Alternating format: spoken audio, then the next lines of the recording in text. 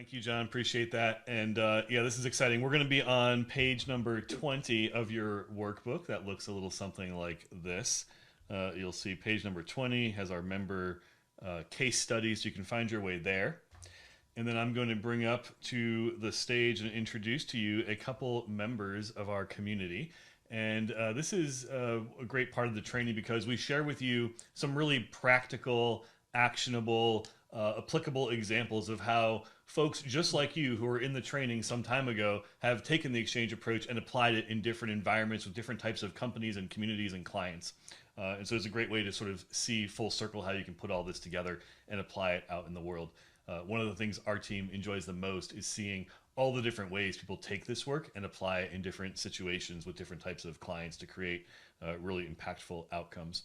So we're going to bring up to the stage two members of our community. First, let's bring up to the stage here Monica Pandele. Monica, great to have you with us today. You're a leadership trainer, facilitator, and coach. You've been with our community for quite some time here. Oh, there we go. We got our picture on the screen there. You've attended a great number of trainings and community events.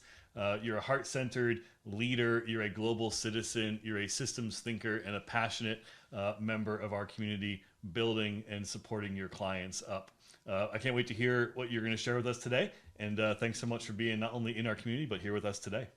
Oh, it's a pleasure to be here, an honor and a privilege, and I cannot wait to delve into what we are here to unpack. Thank you Yeah, for it's going having to be me. great. Looking forward to it. And in addition to Monica, we also have Joshua Hornick with us. Joshua, a little bit newer member of our community, but has still been to quite a few trainings and events. Joshua, great to have you with us. You're the director of Hornick School of Coaching, where you provide training and support to coaches out in the world to support them in their work. And I love this for so many reasons. You've been described as a mix between Ted Lasso and Obi-Wan Kenobi. So I'll just let that sink into everybody. Joshua, great to have you with us today. Thank you. Hey, you're welcome. We're going to start with the same question for both of you. And so, Monica, I'll come to you first, and then we'll come to you, Joshua, for your answer to this question. But question number one I have for you is just to share with me, give me a high level overview of the different places where you've applied exchange. So, what types of clients, communities, or environments have you brought the exchange approach into? Who have you used it to serve? The question is, where haven't I? Because exchange has become a way of life for me. And I can think of community gatherings, transformational leadership workshops, um, masterminds. Now I'm in the process of creating a multi-day training for merging company values over in Europe with somebody that I met in exchange, just to show you the level of um, growth that this can offer. Yeah, the examples are infinite, really. And if somebody finds a situation where they don't think they can apply exchange, come to me and I'm happy to unpack that with you because I haven't met one yet. Thank you. Yeah, that's awesome, Monica. Where have you not applied it, right? And just a quick follow up on that. Are there any specific industries where you've applied the exchange approach with success?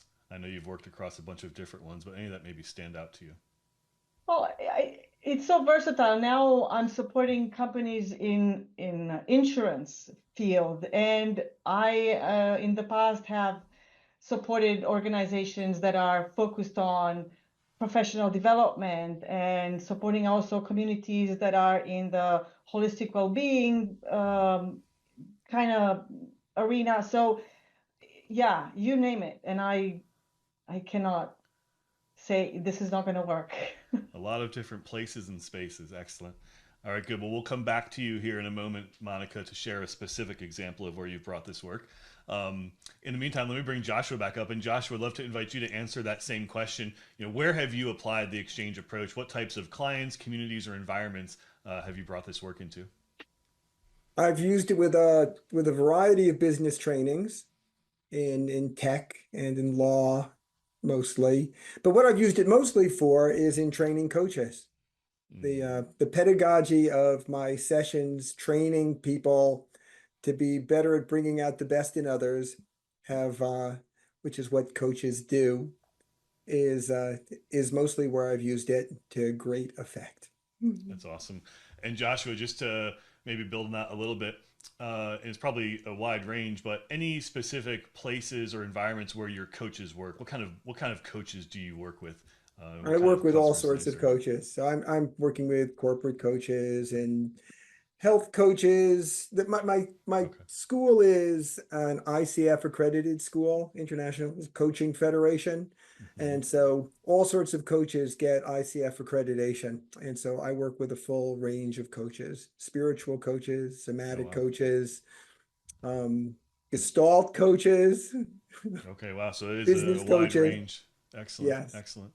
Okay, great. Well, again, we'll come back to you in just a moment to hear a little bit more about a specific example of how you're using this in your coaching school. Let's go back to Monica now, and we'll bring Monica back up to the stage. Monica, we have a specific example that we're going to share with the group today. I have a little agenda I'm going to put on the screen in just a moment.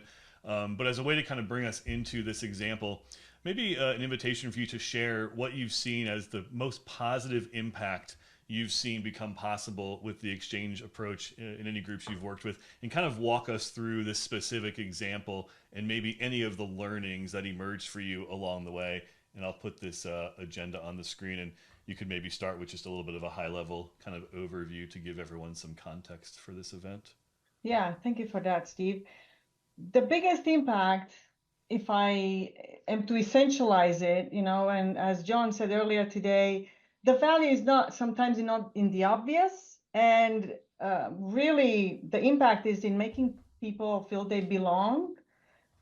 So when they feel seen, heard, and felt, then they are able to learn and look at new possibilities. And the example I chose comes to demonstrate that in a most simplistic way, because today we heard a lot about simplicity and bringing it back to really the precision and the potency of this incredible approach that I will basically walk you through this example that is a bi-weekly huddle, a gathering of a newly established learning community.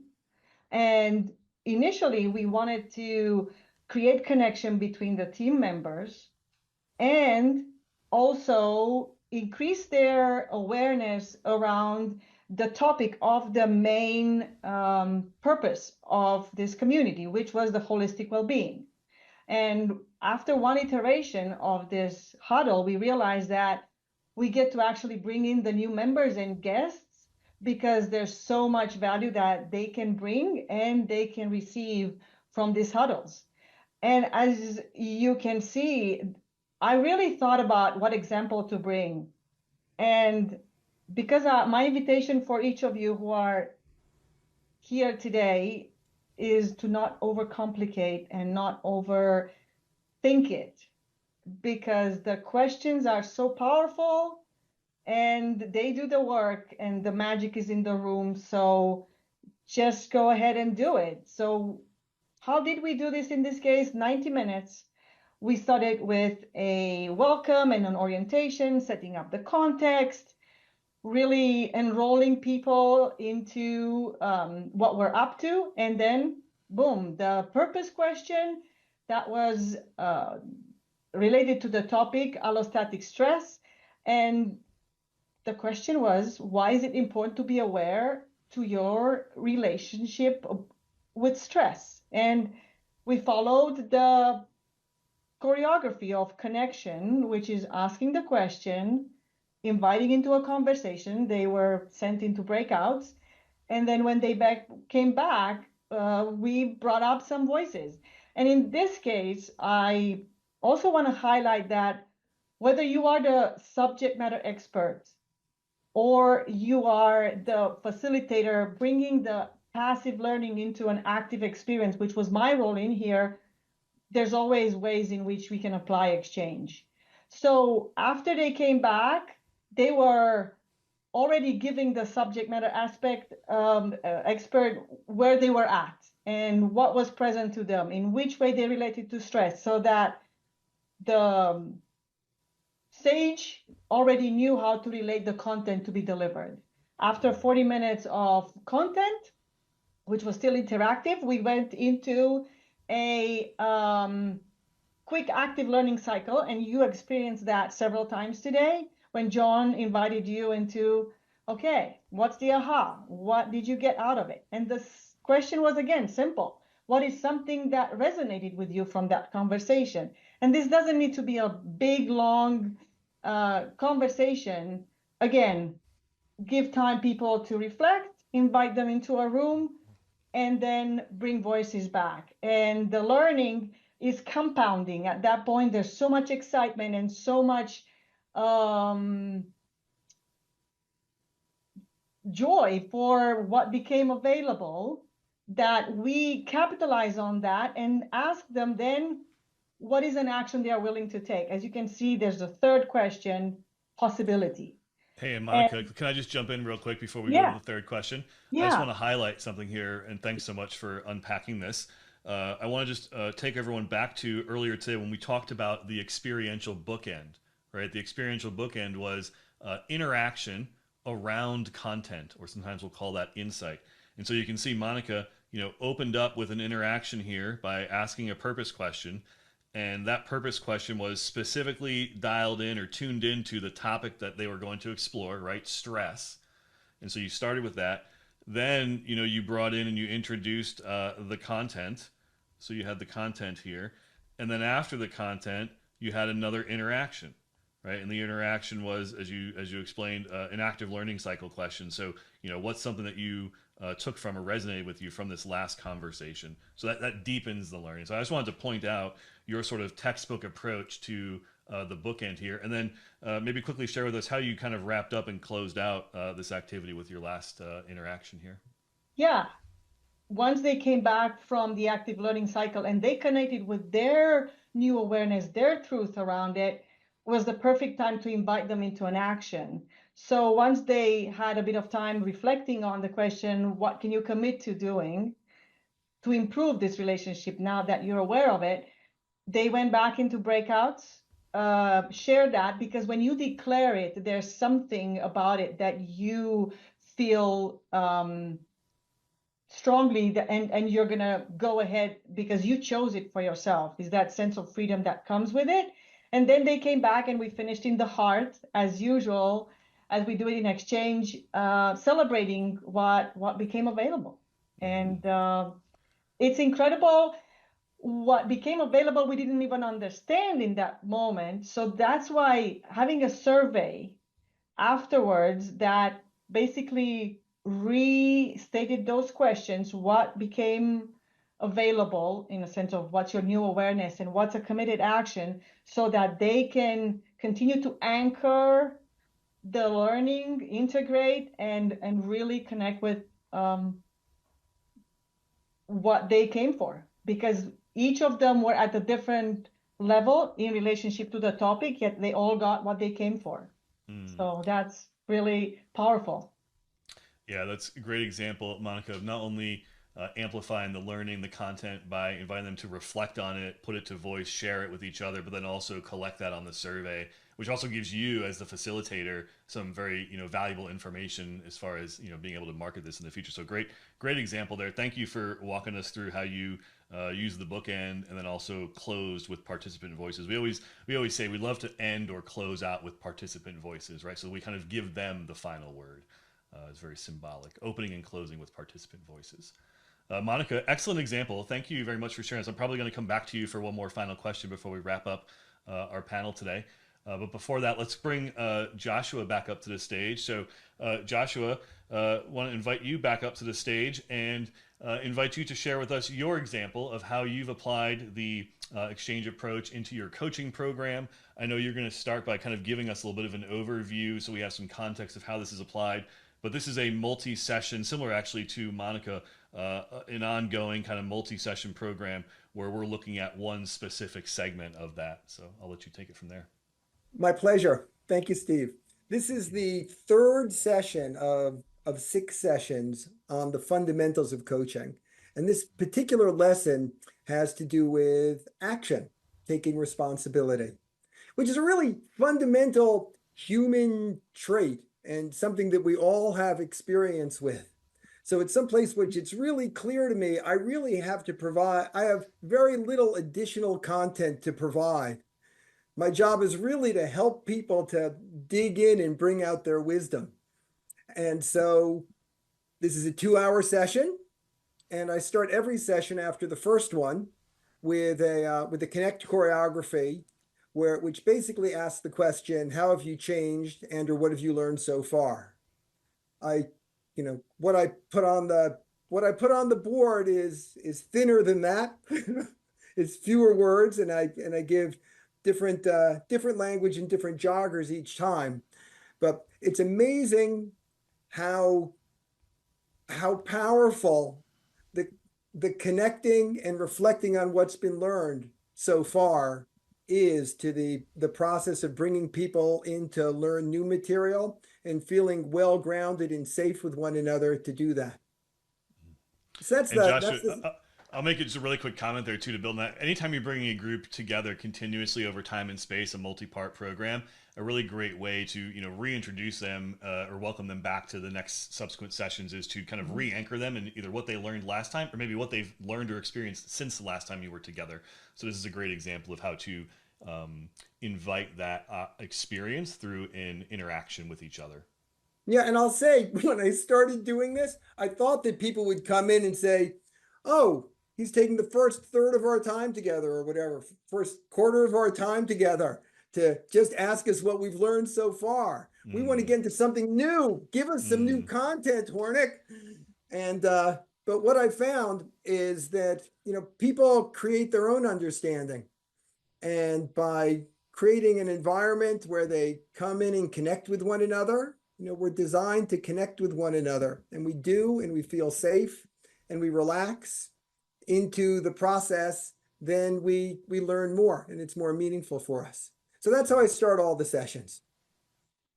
Excellent. And then talk us through what happens next. You have a couple other examples here of how you're using different questions and choreographies. Right. Well, then after that, we segue into the next section in which I show them a video, kind of a funny video of a piece of a workshop. When I do it live, and I haven't done this session live since I've started using Connect choreography, I'd have the people in the group do it. But instead, it's something which requires a level of physicality. So I show a video, after which I simply ask what makes this video so important. And they get a sense of it in their breakout groups, again with a Connect choreography. And then what they share out naturally captures the important points that I'm hoping for them to integrate and understand it in the context of working with people in coaching. And I'm just going to highlight one more time here, Joshua, before you continue is, again, the experiential bookend, right, where interaction goes either before or after some sort of content or insight. And so even here, we can see, you opened up with an interaction, a little bit of a different question based on how you're bringing this group together. Then you brought in, a video, which is a form of that content. And then afterwards, you had another interaction for them to reflect on and share kind of what they learned, why that video was so important to them. Yes, that's exactly what we did, Steve. Yeah. Awesome. You want to continue and tell us what else you covered? And then the general lesson, which I want people to dig into and think about, is how much they learn by taking action. And which is it's really important for coaches to understand that and we all have some sense of it. And so to go more deeply into it, more personally, I then used another one of the choreographies, the interview choreography, which gives people an opportunity to go deeper. And I guess, the people who are here just for today maybe don't know the interview choreography yet, but it's profound for the people. They almost without exception have a deep experience, and it brings a lot of understanding to the fore. And when that gets shared out, it makes for a very successful class. Yeah, and Joshua, just to offer some context, as you mentioned, interview choreography is not one that we cover here at CFN, but it's part of what we cover in our guide certification program. Main difference is instead of being groups of 3 or 4, which is a lot of what we've talked about today, interviews take place in groups of 2, so you have really a one-on-one experience with another person, and often include more than one, often 2 or 3 questions as part of that exploration, and it's often a little bit of a longer breakout experience. So you might be in a conversation or interview with somebody for 10 to 15 or even 20 minutes at times. So you use that specific choreography to create an outcome, safety, active listening. A lot of deep insight can emerge, and also relationships can be formed very effectively with that choreography. Anything else you want to share, Joshua, to wrap up on this example as far as key learnings that emerge for you, or the power of the exchange approach in this situation?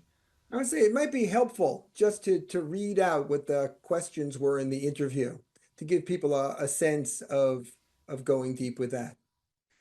So the first of the 2 questions that they ask in the one-on-one interviews was to share a story or an example of a time you took action that led to greater understanding.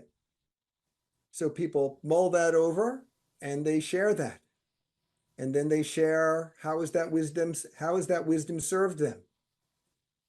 And by hearing an example from someone else and calling up an example of their own, the content which I want them to integrate comes very naturally and personally. For those of us who have backgrounds, I was a teacher before I was a coach, and I was a lawyer before I was a teacher. And as a teacher, we understand that people construct their own understanding. And the techniques we use here are really designed to help people create their own understanding. And yeah, I think that's all I need to say about that. I'll stop. Wonderful, Joshua. Thank you for sharing this example and how you've applied it in your coaching program. A teacher, an attorney, and a coach. I think I'm seeing where that Obi-Wan Kenobi and Ted Lasso reference comes from. I love it. That's a great combination. One more question for the both of you before we wrap up. I want to bring Monica back up to the stage here, if we don't mind. And Monica, just as a way to kind of wrap up and come full circle, I'd love for you to think about, how have things changed for either you yourself as a designer and facilitator, or those that you serve, your participants and those that you convene? What's been the biggest win for you around how that's changed, how you have changed, how the people you've served have changed? What's been the biggest win for you? That's a big question, and I'll keep it short. So for me personally, I didn't call myself a facilitator before joining Exchange, and now I know I'm a badass facilitator because I have the playground and I have the toys, and I can generate transformation in any intentional space. That's my purpose in life. And for myself, I busted the belief that I'm not creative. And it took me a while because I'm stubborn. And that 3-day summit that we do in person really primes us to open up in ways we never thought. And once we surrender, actually we swim in the collective creativity for a while, and then we surrender to our own genius. And that's how my current coaching program came to life, which is called Alive. So many wins. Thank you. Yeah, Monica, I love the answer to that question. A powerful answer. I see badass facilitator in the chat getting some love. So congrats on discovering that and embodying that. I love it. Great answer. Thanks for being here today, and thanks for sharing your insights with us. Joshua, I'd love to come over to you and invite you to share your answer to that question. What's been the biggest win for you? How have things changed for you? How have things changed for those you serve? What's been a big win for you? I'd say I have a history over decades and decades of being a very good sage on the stage. My students I taught back in the day would have said that. And it relates to something which John said a little bit earlier, but first of all, my students learn better when I'm able to be more of a guide on the side through the exchange techniques. And also it's just so much less pressure. It's the degree of pressure that I would feel to perform when I worked with groups before was much higher.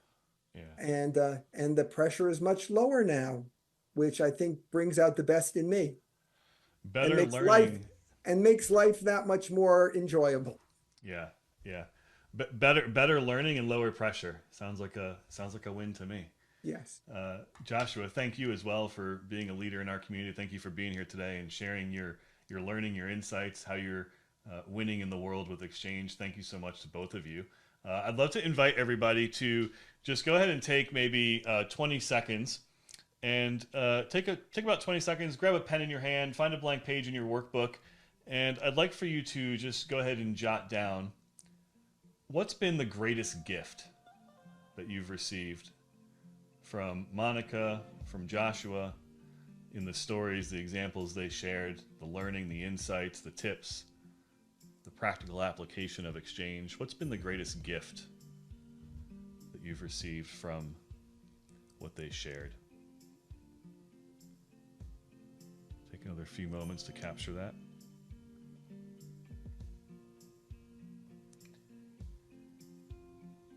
And then what I'd like to invite you to do is go ahead and drop that in the chat as a way to express our appreciation with Monica and Joshua for taking the time to be here with us today. Go ahead and drop in the chat the greatest gift you took away from this experience. We'll share that with them so they can see it. It's not only sharing your own learning, but maybe your learning becomes somebody else's learning. So this is a way to give and share what you've received from our panel today. I want to say thank you to Monica and Joshua. And then, is there anybody who wants to put voice to what they took from today's panel, the greatest gift? Anybody want to bring their voice to what they're sharing in the chat? Any appreciation? Yeah, Fred, I see your hand up. Go ahead and share with us. Yeah, I just want to honor these two because what I'm hearing is they had expertise, and then they let it go, and they jumped into Exchange, and learned a new operating system, a new model, and then brought back their expertise. So it's hard to be an expert and then not be an expert. Yeah. I just want to honor that. That's risky. That's wonderful. That's daring and bold. And they're both living the fruits of it. So to know and then not know, boy, and to do that intentionally, that's really amazing and wonderful. And I want to honor it. Fred, thank you. True growth and transformation, evolution. Thank you, Fred, for acknowledging that. I'd like to invite everybody, go ahead and unmute and give a round of applause. Show your appreciation for Joshua and Monica. Go ahead and do that right now. Bravo! Thank you. Thank You're you. awesome. So much. Awesome. Thank you. Seriously, bravo. Badasses. Badass facilitator. Hey, I know there was a few other hands that came up, and just to keep us on time, I'm going to ask for your understanding and appreciate you wanting to share. But go ahead and drop your comments in the chat. I'm going to come back to you in just a second, John. Before that, thank you both again, Joshua and Monica, for being here. I look forward to seeing you both in person in October, just a few short months away at our summit. So I look forward to seeing you there. Thank you very much for what you shared today. Really appreciate you. John, coming back over to you.